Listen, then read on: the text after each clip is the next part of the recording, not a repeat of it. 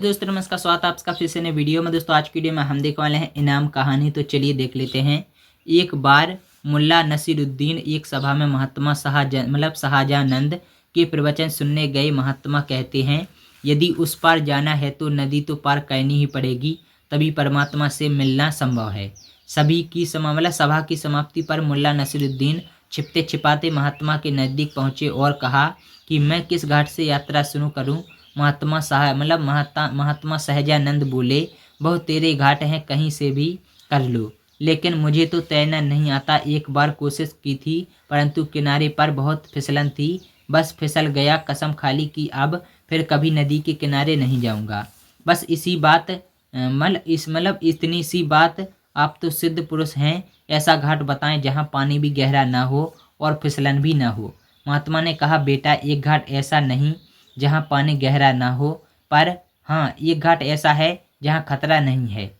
तो चलिए आगे भी देख लेते हैं इस कहानी को। तो मुल्ला नसीरुद्दीन परमात्मा से मिलने की इच्छा के कारण महात्मा की बातों में आकर जो है कि घाट पर पहुँचे। वहाँ एक तख्ती पर चेतावनी लिखी थी, डूबते हुए आदमी को बचाने वाले को 200 अशरफी सरकारी इनाम मिलेगा। महात्मा ने मुल्ला को दिलासा देते हुए कहा, देखो डरो मत, यदि तुम डूबने लगोगे तो मैं हूं ना यहाँ, मैं तुम्हें बचा लूँगा।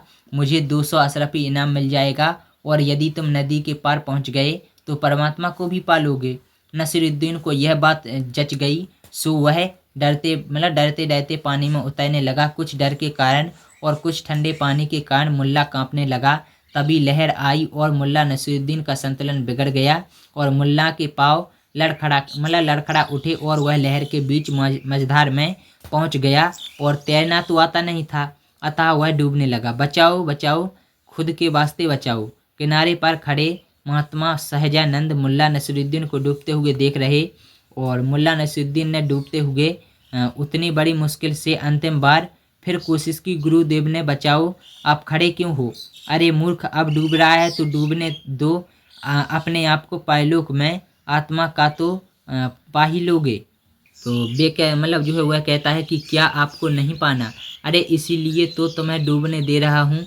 क्या तुमने इस तख्ती के पीछे लिखी दूसरी सूचना नहीं पढ़ी कि नदी में से लाश निकालने वाले को 1000 अशरफियों का इनाम मिलेगा? इतना कहकर महात्मा वहाँ से चले गए और मुल्ला नसीरुद्दीन ने किसी तरह बड़ी मुश्किल से अपनी जान बचाई। अब उन्हें यह बात समझ में आ गई थी कि बिना सोचे समझे किसी बात पर भरोसा नहीं करना चाहिए। तो ये था वीडियो। अगर आप लोगों को वीडियो पसंद आई हो वीडियो को लाइक करना, शेयर करना, चैनल को सब्सक्राइब जरूर कर लेना।